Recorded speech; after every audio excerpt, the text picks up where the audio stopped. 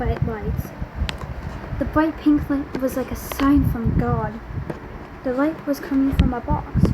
I crawled towards the box and I opened its flaps. Random stuff was in front of the bright pink light. The light was peeking through all the flaps. So I pulled the stuff out and I saw it. It's a badge? The badge was gold. It was cold on my fingertips. The badge had a weird bird on it. The whole thing was emitting the pink light. I felt around the ring. It felt like there was gliding around the ring. And then the lights turned back on. The place was a mess now. Boxes were toppled. Random stuff was surrounding me. And the diary was unseen. I panicked and moved. The diary was only behind me. So I grabbed it and I grabbed the translator. I put the badge in my lap and I opened the diary. I translated the first few words. She's a genius! Anna saved us all. We're all safe now. I had a million questions. Why was my great-great-grandmother saying this? Who's Anna? What happened? How did Anna save them? I was about to translate more, but then my mom was calling for me. I left everything there except the badge. I came down from the attic and I pressed a button. The attic closed. Hey, I'm glad you're safe, said my mom with her hand behind her back. Yeah, I'm okay, I said. I put the badge in my pocket.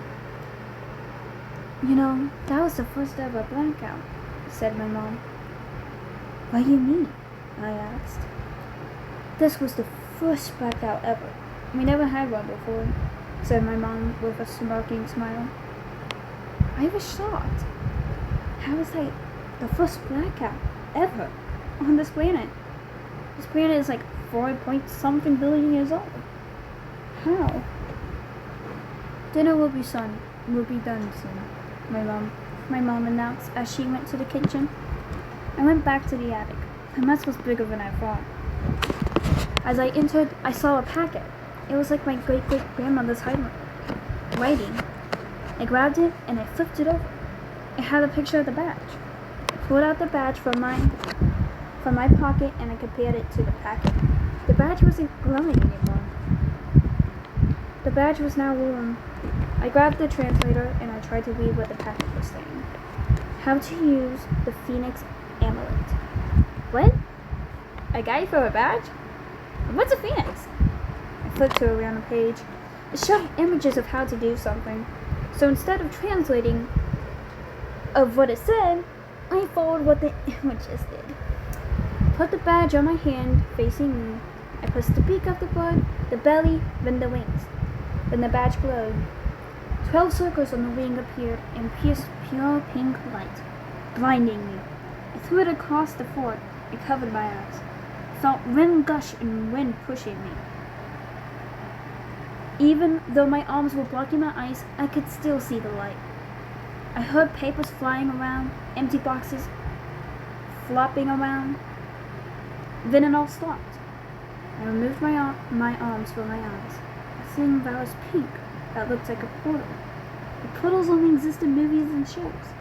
The portal was coming at the badge. How?